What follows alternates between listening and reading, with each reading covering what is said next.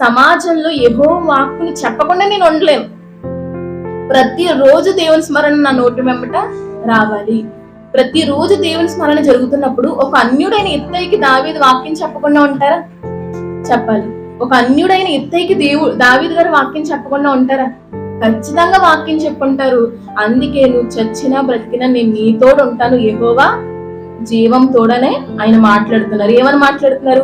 ఏ స్థలమందు నా ఏలులు వాడవకు రాజువకు నీవుందువో ఆ స్థలమంది నీ దాసున్నైనా నేనుందునని ఒక అన్యుడు ఈ విధంగా మాట్లాడుతున్నాడంటే దావీదు గారు ఎంత దేవునిలో కష్ట నష్టాల్లో, బాధల్లో, కన్నీళ్ళలో, అన్నిటిలో కూడా కీర్తన గ్రంథం చదివితే మనకి ఎంత ఓదార్పునిస్తుంది చెప్పండి.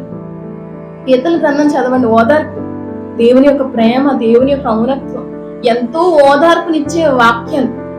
ఇగో ఈ సందర్భాలలో రాసిన వాక్యాలే అవన్నీ.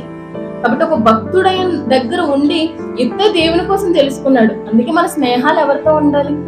ఎవరితో పడితే వాళ్ళతో స్నేహాలు చేసాం అనుకోండి, మనమే నాశనం అయిపోతాం. సున్నా చివరికి వెళ్ళిపోయేసరికి మన స్నేహం కూడా దేవుని తరపునున్న వాళ్ళతో మాత్రమే చెయ్యాలి.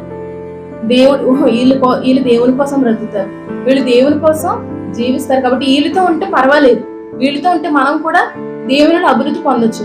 వీళ్ళతో ఉంటే ఉన్న స్నేహం, ఉన్న దేవుని భక్తి కూడా పోతుంది, ఉన్న దేవుని సహవాసం కూడా పోతుంది అనుకున్నారనుకోండి, వాళ్ళని ఎంత దూరం పెడితే అంత మంచిది. అది ఎవరైనా కానీ, డబ్బు ఉన్న వాళ్ళ, ఆస్తున్న వాళ్ళ, జ్ఞానం ఉన్న వాళ్ళ కాదు.